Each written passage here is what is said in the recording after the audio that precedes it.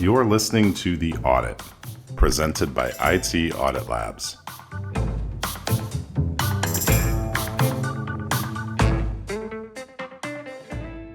Hello and welcome to The Audit, presented by IT Audit Labs. I'm Mandy, and joining me from the IT Audit Lab team is Eric and Kyle. We have a special guest today, Dennis Pelton. Hi, everybody. Hey, Mandy. Hey, Mandy. So, Dennis, thanks for joining us today. You and I met a couple of months ago at Wild West Hack and Fest in Deadwood, and you were presenting this presentation, and you were presenting it to a packed house, if I recall. Yeah. And was that your first time in Deadwood and going to Wild West? Yeah, it was my first time going. I've been wanting to go for quite a while, but never really had an excuse to go. And so when I saw they had opened the CFP, I kind of put together some of the stuff I'd been working on recently, and sure enough, got accepted. Yeah, nice. Yeah, I had never been either, and one of the things I thought was pretty neat about Deadwood was there's, I think there are more slot machines than people in that town. Yeah, pretty much. It's a fun time, though. It was good. Yeah, lots of bars, too. Well, let's jump in, and if you don't mind, we probably have some questions or some things that we can interject with along the way. Sure, sounds good. So, yeah, I'm Dennis Pelton, CISSP, a couple of the specialty certs from AWS and GCP, Security Plus, and I'm actually working on my OSWP right now for the wireless stuff. I'm currently working at Foghorn Consulting, doing the cloud security stuff there, and I'm also a kind of hardware hacker and RGB enthusiast. I love messing with hardware, building new things, stuff like that. And yeah, wireless noob. I'm just getting started into wireless and learning everything I can, having a blast. And people, you do some, you're on Mastodon, right? So are we calling them I am. toots on Mastodon? Apparently so. I don't know. I've been seeing a lot of that. Yeah, it's cold brew at infosec.exchange. And so this presentation really kind of goes over a number of different things, but kind of starts with the current landscape of wireless, what kind of wireless stuff you'll see in the workplace and at home. Then what is a kill chain? And then we'll kind of go through a little bit about how wireless works, just to kind of get the basics down on that. And then go over Wi-Fi reconnaissance, and then kind of segue straight into the actual Wi-Fi attacking. And then finally, how to protect your network from this kind of stuff. And is that a picture of your cat? I wish it was just something that cracked me up online. But I think you almost have to have a cat to be an InfoSec. I don't know. Yeah, it's probably true. I've got a couple, but. See, Mandy, you're going to need a cat. There you go. Step one. Can't take a cat to the dog park. That's true. You really can't. So yeah, wireless is pretty much everywhere at this point in time in our lives. In this office building here that we've got, you can see they've got like a wireless AC controller, wireless access points, a wireless printer. They've probably got proc system for the doors, things like that. Light sensors, all of that, and all of it, whether it's 802.11 Wi-Fi or IoT or prox cards or any of those different technologies that are wireless, they're all vulnerable in some way. And so, yeah, really, people complain about security, but they opt for convenience. And this was something that I saw on the PagerDuty website, actually, and it really just kind of summed up Wi-Fi for me. It's people want what's going to be the most convenient, and that doesn't always line up with what's the most secure. So securing wireless is all about trying to make it as convenient as possible while still being secure. And when you're doing pen tests, because you do some pen tests for your day job, Yep. right? Yep. Do you do wireless attacks at all? Do you find you have to do that to get into places? No, so unfortunately, we don't get to do any of the wireless stuff at my work. So any of the wireless stuff that I've done has all just been here at home for fun. I would love for that to be one of our offerings in the future, but currently we just do like application pen testing and things like that. Sure. So yeah, this presentation was called the Wireless Attack Kill Chain. So what is a kill chain? So it's actually a military term, which I know a lot of people kind of poo-poo against those, but really it just lines up so perfectly to me with kind of how the wireless attacks work. So you've got the identification of the target, you've got your dispatching of forces to the target, initiation of the attack, and then destruction of the target. And so we'll kind of come back to these throughout the presentation, but to me, that really does line up with how you do like a pen test of either wireless or otherwise. You really have to go through all these steps. So that was kind of why I chose this name. Sure. All right, so in order to attack something, you got to know how it works. So this is kind of my little explanation of how Wi-Fi works in a nutshell. Obviously, there's a lot more to it than just these parts, but you've got the wireless APs, and those are all broadcasting their SSIDs using what's called beacon frames. And those are basically just blasting out their name out there for everyone to see. And then you've got your wireless clients, which are broadcasting what's called the PNL, or the preferred network list. And so that is your phone just blasting out things that it's connected to in the past, saying like, hey, are you Starbucks? Hey, are you Starbucks? Like looking for anything that it knows it can connect to. Every once in a while, there's going to be a match. So the client will send a probe request at that point in time. The AP replies to the probe response, and now you've got that handshake started. And that's kind of the first part that you can start to exploit when you're kind of breaking into a Wi-Fi network. And this is how, if you're using security tools like a pineapple, where that pineapple would capture and rebroadcast out those SSIDs that a person's wireless client was attempting to connect to.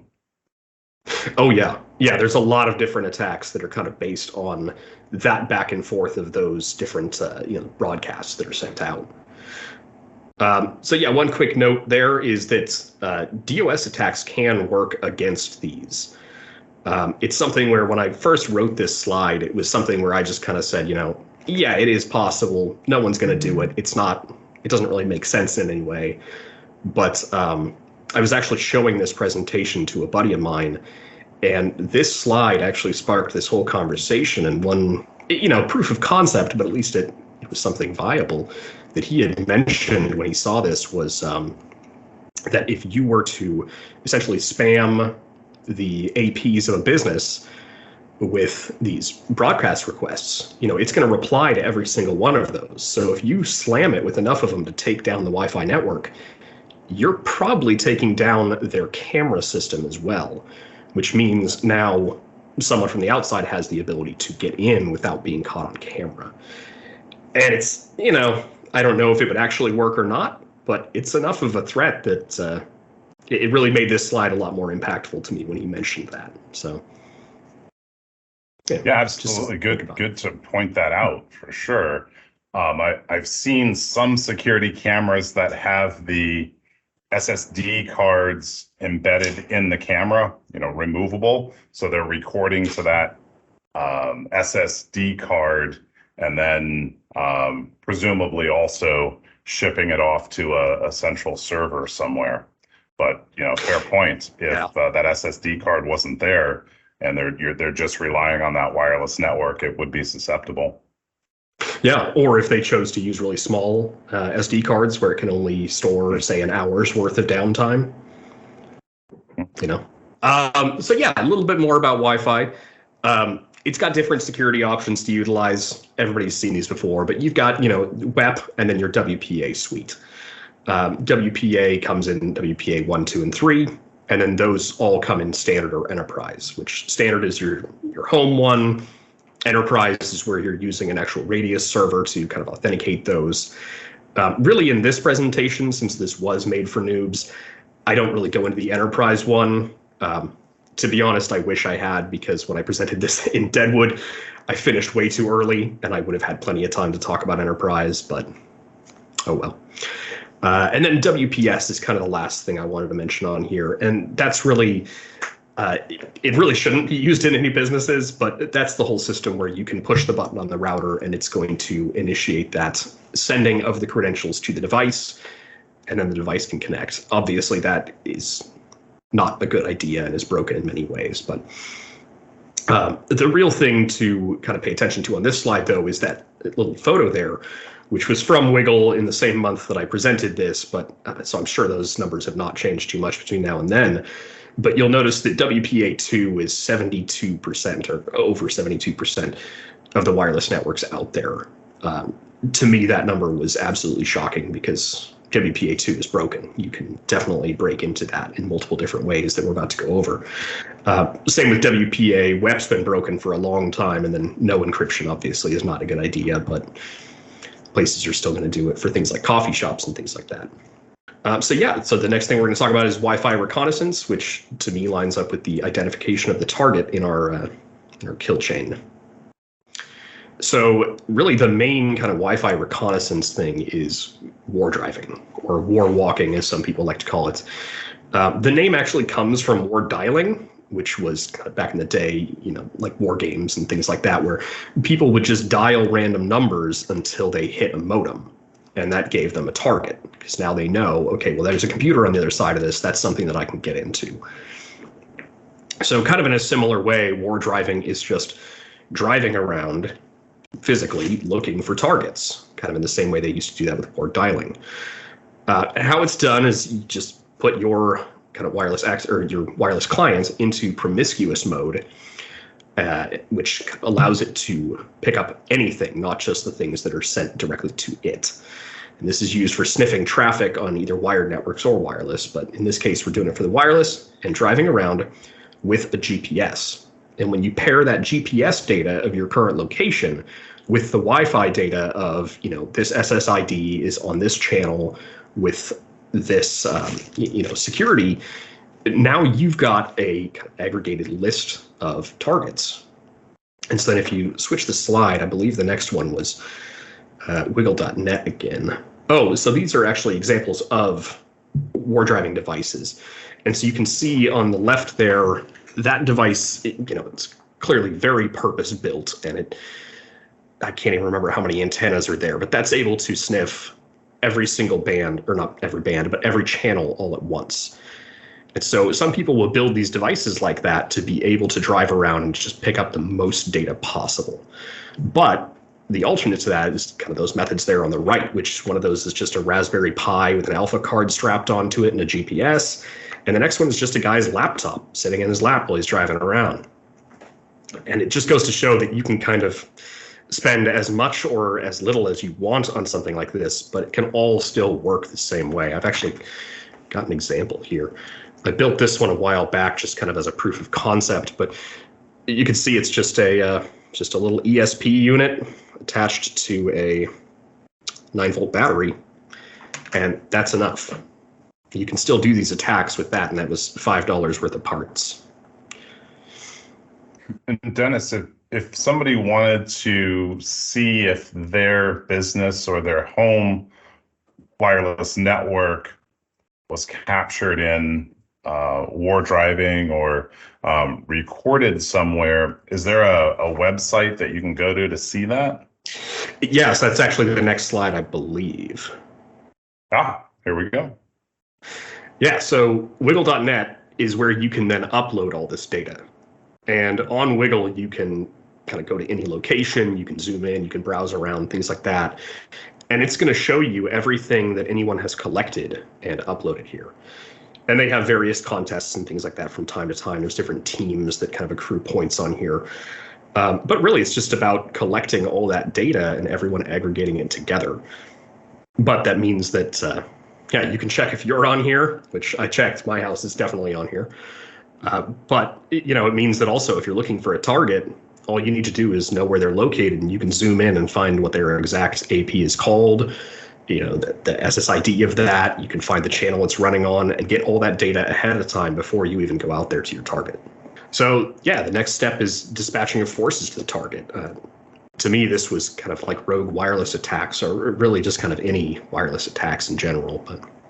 And so, the first thing we'll talk about is a karma attack. And this is kind of what we were talking about before with where everyone's broadcasting their P&L and they're broadcasting their SSIDs. Well, what a karma attack is it's where the AP is specially configured to just, like you said, reply with whatever it is they get.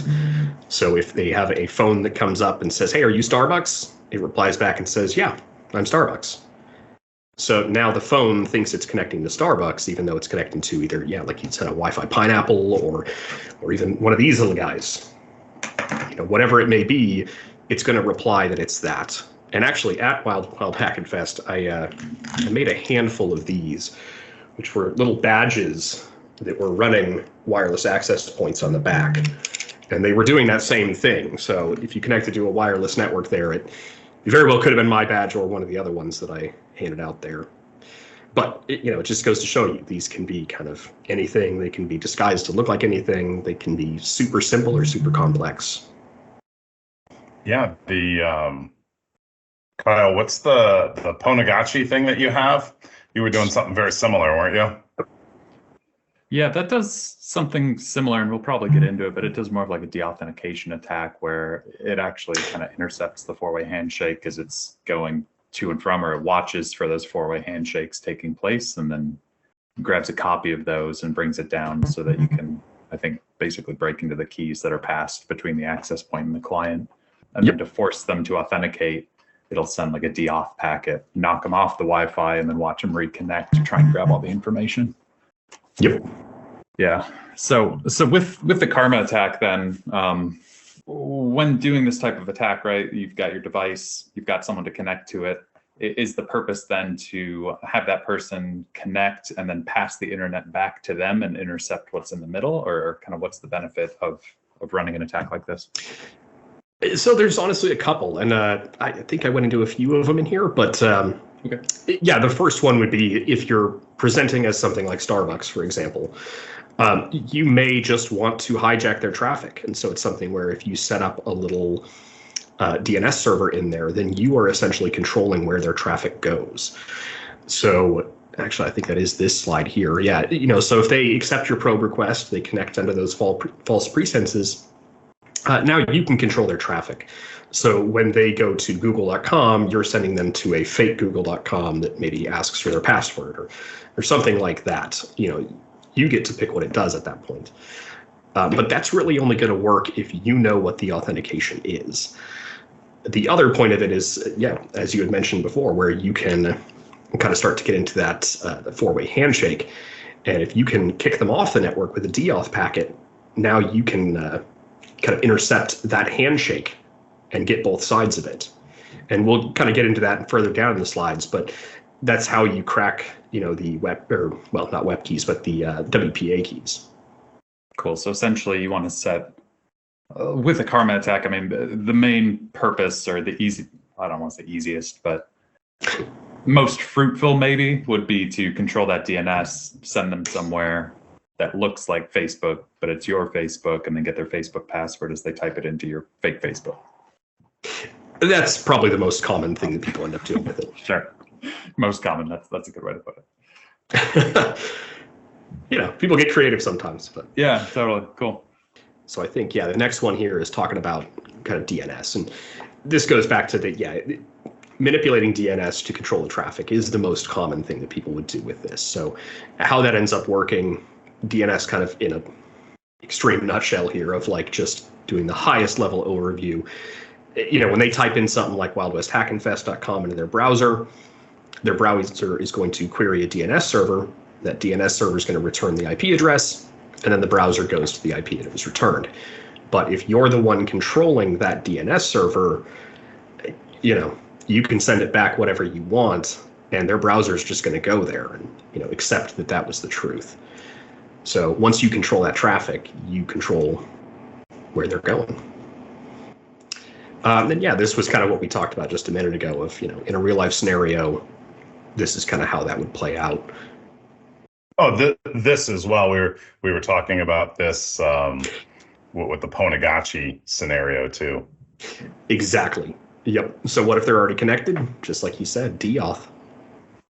And so, the way that deauth works is, just APs can send out those deauth packets. And that's really if the clients have degraded service, or if the client is sending out issues or things like that, the AP is kind of able to sever that connection and force a reconnect. It's really for AP handoff is kind of the main thing that it's for.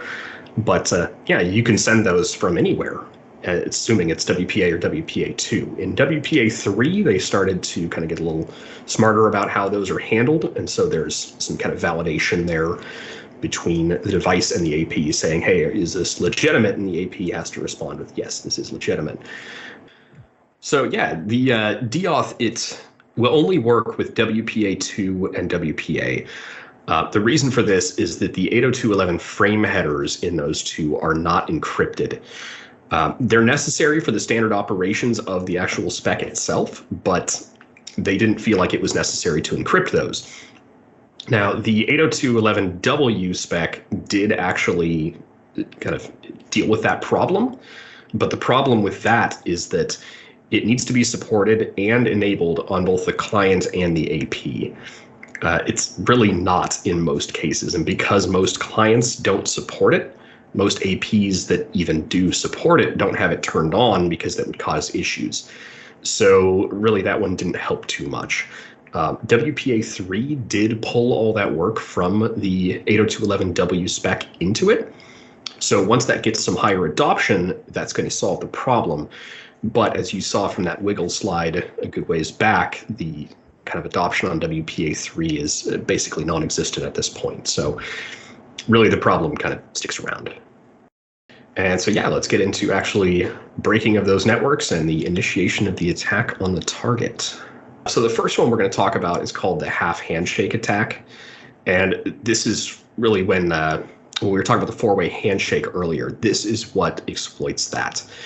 And so when you do that Wi-Fi connection, you've got kind of four main things that happen, and we're going to go into each one of these in depth. But the first thing that happens is the AP sends out an authenticator number to the client. Then the client is going to send back a transient key, and the AP is going to return with a temporal key, and then the client is going to confirm receipt of that and actually start that encryption, that encrypted connection. So for that first step, the AP sends what they call the anonce, I believe is how they pronounce it, but it's that authenticator number, and it's only used one time. So it's just a random number that AP actually generates. So it generates this random number, and it sends it over to the client, and it sends it along with its own MAC address. So there's no encryption on that, and there's no integrity validation, because on its own, it has kind of no value, essentially. But if we're sniffing this traffic, that means now we have that random number that's generated, we have its MAC address, we already know its SSID, and we know the channel, we know kind of a fair amount of information at this point, just from that one packet and the bit that we've seen so far. So then once the client receives that, it's going to create what's called the pairwise transient key, or the PTK. And what that includes is that's going to be the authenticator number that was sent from the AP. It's going to generate its own random number, which is called the supplicant number. Then it includes the MAC address of the AP that was sent to it and the MAC address of itself. And then it's going to include a hashed version of the SSID and the password. So it sends this with message integrity code. And that's just basically another hash of all that information. So it does not send the PTK. It only sends that message integrity code, which is the hashed version of all that information that it created with its PTK. And this is important because that means that it's not actually sending that password. So the AP is then going to create a PTK of its own. And it's going to have all that same information because now it has some of that it got back from the client, and it has the rest of it that it generated on its own. And then it's going to create that message integrity code and compare the two. If those two match, then it knows that the SSID and password that the client was sending is the same as the one that it generated, so it knows there's a match, it knows everything's good, and that's when it sends the group temporal key. It sends that also with message integrity code, but now they're ready to communicate because now they both have that main key. So now we can jump into how can we actually kind of exploit this. So the PTK is the most important part of this, but it doesn't get sent. We only have the message integrity code that was sent of that. So we've already captured the authenticator number from those AP packets. We've captured the MAC address. We've captured the supplicant number, and we've captured the MAC address of the client. So we have every single part of this except the password.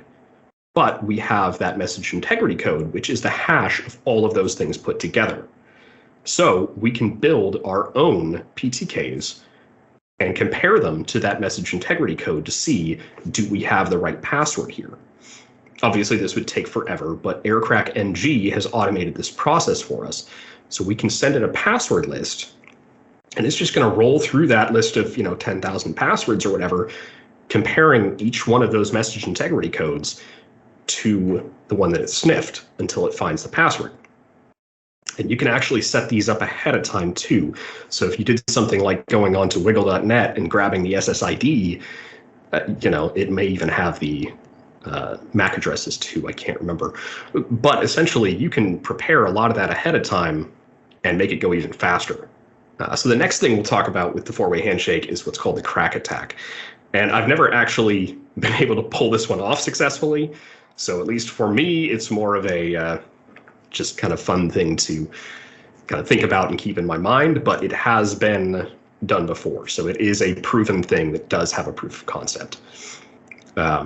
With this one, basically, if the client does not complete step 4, that kind of confirmation that it received that group temporal key, the AP will resend it. And each time the AP resends it, or each time the client receives it, I should say, it gets reinstalled. And that means that since it's using that the packet number as the IV for the encryption, that means you can essentially reset the IV of that client's encryption by resending it that GTK. So at that point, it's reusing the key stream for its encryption, which means you can now decrypt that traffic. So even if you don't know what the password is, if you can force it to re-accept that GTK, you can decrypt their traffic as they're sending it, even though it's encrypted. Is this the four-way handshake details you've been looking for, Kyle? Oh, that and more, Mandy, yeah. We love a four-way handshake. For those that don't know, I mean, what is the IV, kind of in layman's terms? So it's the value that it's using for the encryption, but the IV is going to change each time a new packet is sent. So it's not like you're using, I guess, trying to think of a good way to put this, but something like a ROT13, which obviously not encryption, but something like ROT13, every single message you send that was ROT13 encoded is going to be decoded in the exact same way. But with an IV, it's going to change each time it's used. So you can't just use the same method to decrypt one packet as the next one unless you know what that IV is, because the IV is going to continue changing in the same pattern. I guess I'm trying to think if there's a better way to by explain forcing them to reinstall, then you can essentially figure out what the IV is and decrypt the traffic. Yes. And so Exactly. to force a reinstallation of that GTK at the client end, I mean, theoretically and proof of concept wise, would that be, I mean, injecting some sort of deauthentication midstream during the handshake? Or, I mean, what are kind of the proof of concepts that theoretically could work, even though they haven't maybe been used in the field necessarily? So really, it's not deauthentication, but it's similar to a deauthentication in the sense where when you send a deauth packet, you're sending something that should have been coming from the AP, and you're forcing the client to accept it. With the GTK, it's very similar, where you are just resending that GTK that you captured, and the client is just going to accept it and accept that it came from the AP. Got it. So it would really be capturing the GTK in transit and then continually pushing it to the client to get that IV and then decrypt the traffic. Yeah. And again, like I said, I've never actually done this one.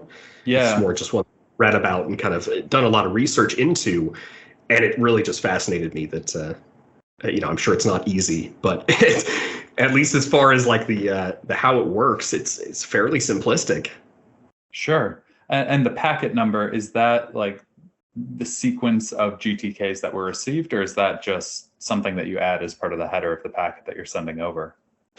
So the packet number is basically part of that kind of stream of traffic. And since it's using the packet number as the IV, That's the IV, yeah. Yeah, so that's kind of where that comes in.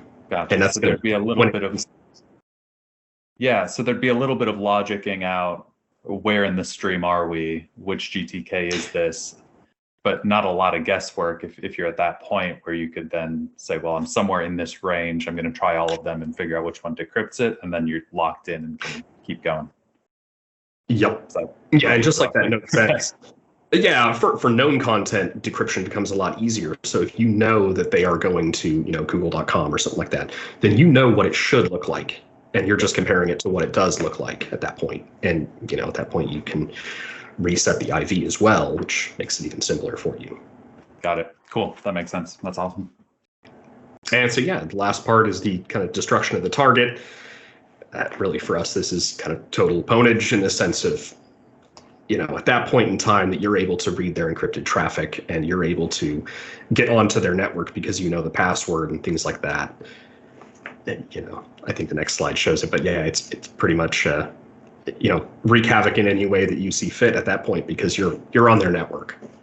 You can control their traffic, you can harvest their credentials, you can sniff their internal traffic, you can do anything at that point. So yeah, that's kind of the end of the how to get onto it section. So then how do you protect against this kind of thing? It really, with Wi-Fi, kind of the best advice to give is use common sense. Now that you know how these work, you can kind of think of different ways to kind of break this kill chain. Like this slide about kill chain said, it's something where once you understand the kill chain, you can break it. And if you can break it, you can stop that end goal of the attacker. Yeah, there's a couple more things I've got listed here than just common sense, but disabling the ability for your devices to just connect to networks you've been to before. There's a lot of different ways to do this. There's a screenshot there from a Mac. On the iPhone, I think it's ask join networks. You can set that to ask instead of auto join.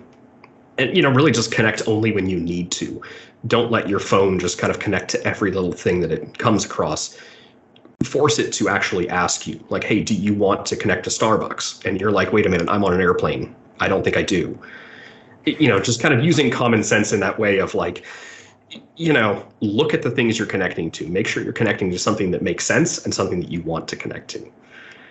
This is kind of one of those things where it's easy to say and it's not as easy to convince others to do it. And this really goes back to that quote that I had near the beginning of people are going to opt for convenience.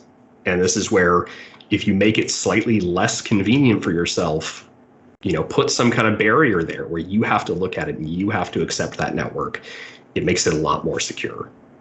Mandy and I in the past have done some security education seminars, and we'll set up a pineapple ahead of time in the room and just start collecting the SSIDs from people's devices as they come in. And then towards the end of the presentation, we flip over to that pineapple screen and we show all of the networks, and people's mouths just hang open when they see their home internet on that list. It's pretty funny to see, and it really does get people to start to think differently about wireless.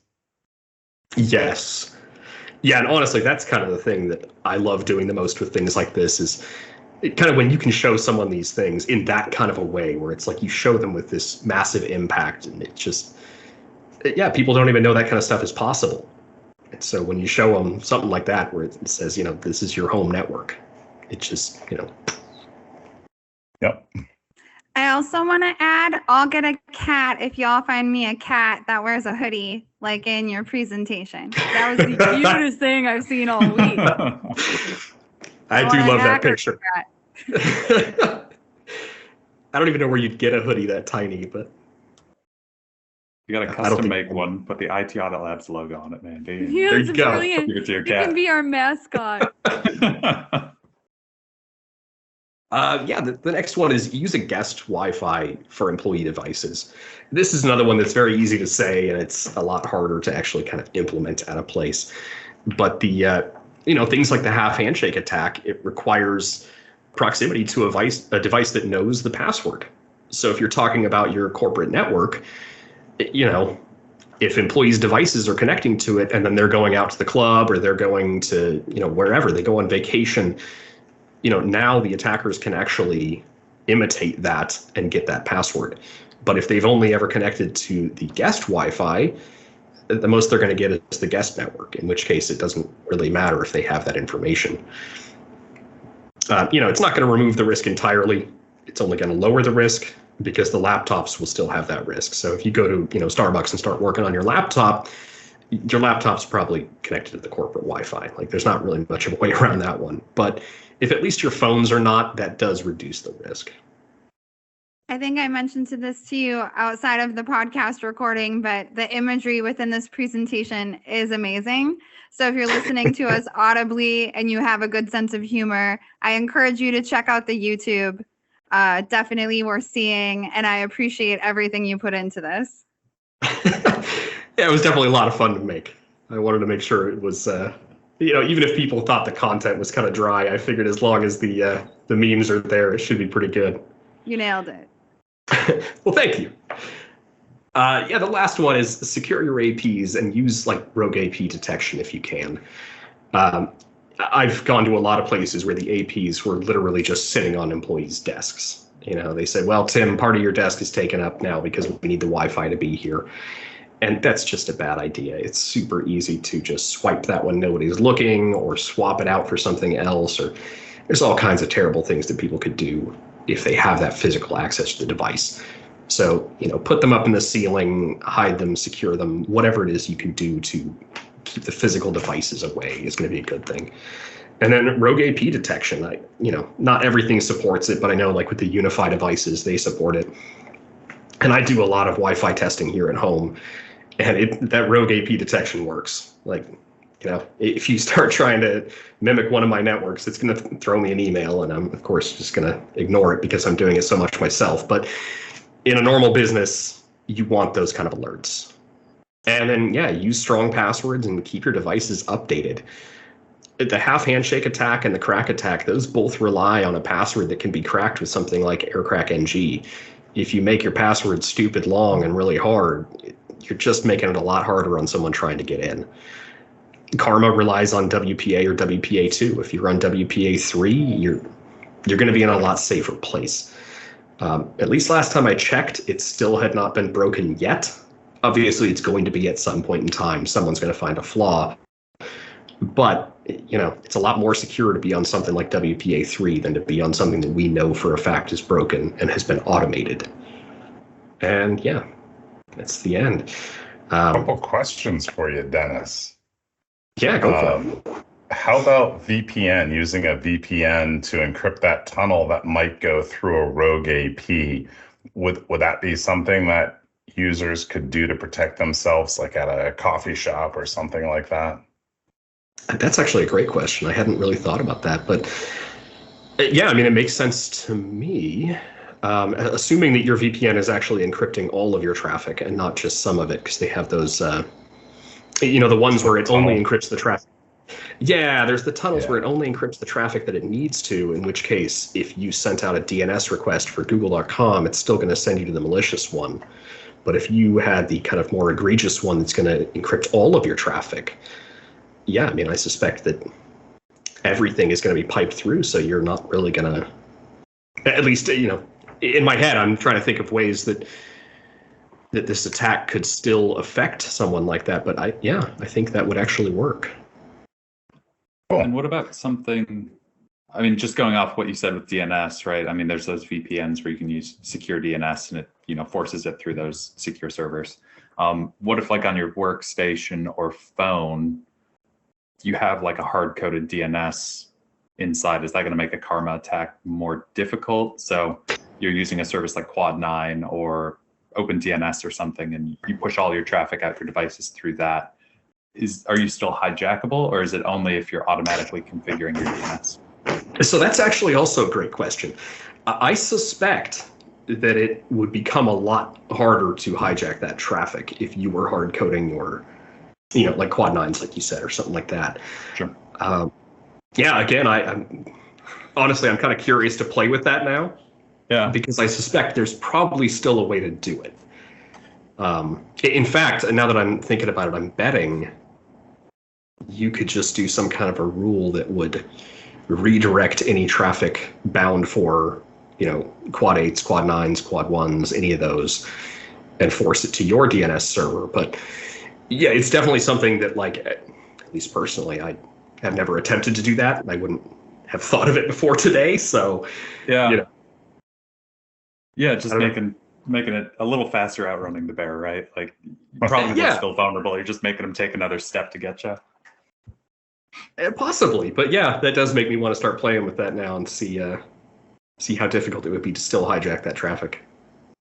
One other question for you, Dennis, maybe not necessarily related to hacking the Wi-Fi, but a user question that comes up from time to time, and it's around the portals. So, when you go to a hotel or you go to a coffee shop, sometimes they present that portal that you need to go through in order to get on the wireless.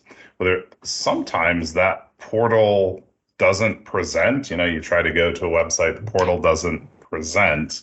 Do you have any tips or tricks on how to get on those networks? I've tried things like going to 1.1.1 or 0.0.0, or just, different things like that. But I don't have a foolproof way to be able to get those portals to pop up sometimes.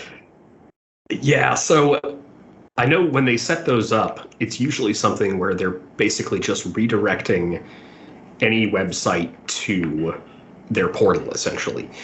And so just kind of out of laziness, they're going to set it up for, star.net, star.com, star.org, and just say, send those here.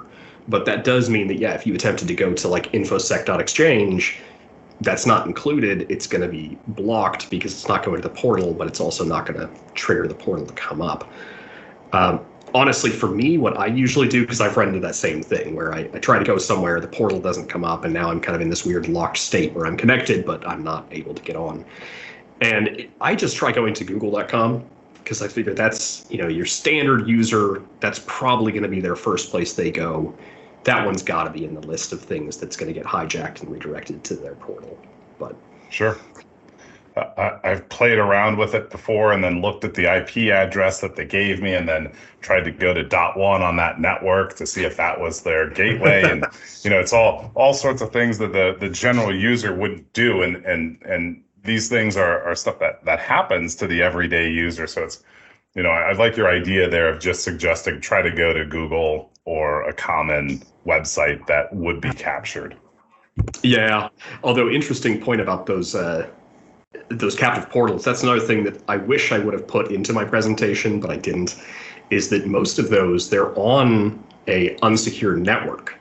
They just do the security through the portal rather than through the network, which does mean you could spin up something like a Wi-Fi pineapple, put on a fake captive portal that, mimics whatever that hotel is or whatever coffee shop you're in or whatever, and then asks, please log in with your Gmail account. Well, now you're harvesting Gmail credentials, because anytime somebody connects to your network, it's going to force them to your portal, and now you've captured whatever it is you're trying to capture from them. Awesome. Well, Dennis, thank you so much. Well, thank you for joining us on this episode of The Audit. We appreciate our guest, Dennis Pelton, sharing with us the Wild West hacking presentation. If you want to get a hold of Dennis or get more information about him, hit him up on Mastodon at coldbrew.infosec.exchange. For more information on IT Audit Labs, you can visit us on our website, itauditlabs.com. If you have pictures or a way for a cat to get a hoodie, I think Mandy would be appreciative of that. I need some cat hoodies or pictures of cute cats in hoodies. Well, thanks again, Dennis. Bye, guys. Yeah. In the current technology landscape, managing risk among other operations can be incredibly challenging. Let IT Audit Labs experts provide a detailed, thorough examination in preparation for your upcoming audit. Contact us to learn more.